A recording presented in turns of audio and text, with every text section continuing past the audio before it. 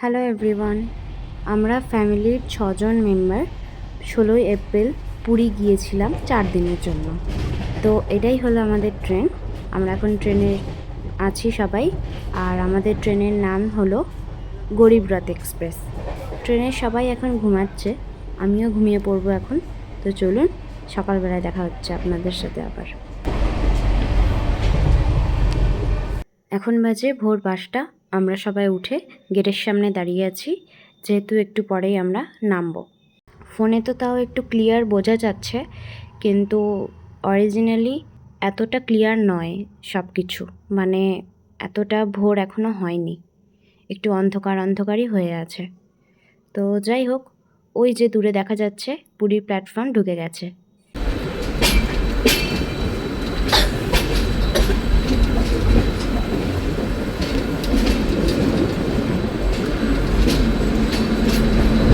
এই ট্রেনটা হলো জগন্নাথ এক্সপ্রেস ট্রেন। এটাও শালিমার থেকেই ছেড়েছে, আমাদের ট্রেনটাও শালিমার থেকেই ছেড়েছে। প্রথমে সাঁইথিয়া স্টেশন থেকে হাওড়া স্টেশন পর্যন্ত ট্রেনে করে এসেছি। তারপর হাওড়া থেকে শালিমার একটা অটো ভাড়া করে এসেছি। শালিমার থেকে পুরী এসেছি এই গরিব রথ এক্সপ্রেসে। এই যে এখন আমরা সবাই ট্রেন থেকে নেমে পড়েছি।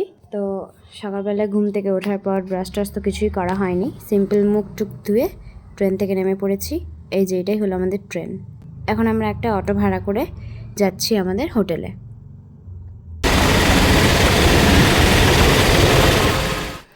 আমরা এখন সমুদ্রের কাছ থেকেই যাচ্ছি আমাদের হোটেলের উদ্দেশ্যে।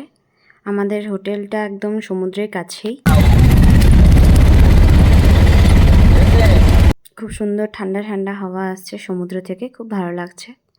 এখন তো ভোরবেলা, তাই সেরকম কেউ নেই, সব ফাঁকা। দোকানপাটগুলো সন্ধ্যের দিকে খোলে, সারাদিনে তো খোলে না, শুধু ডাব বিক্রি হয়। এই যে আমরা নেমে পড়েছি, এবার আমরা যাব আমাদের রুমের উদ্দেশ্যে। এই যে সামনে আমার মা, ঠাম্মা আর অনেকটা এগিয়ে আছে আমার বোন, বাবা আর দাদা, মানে আমার পিসির ছেলে। তো চলুন এবার দেখা যাক আমাদের রুম কোনটা দিচ্ছে। ওই দেখুন সমুদ্র কত কাছে, দেখুন অনেক কাছে।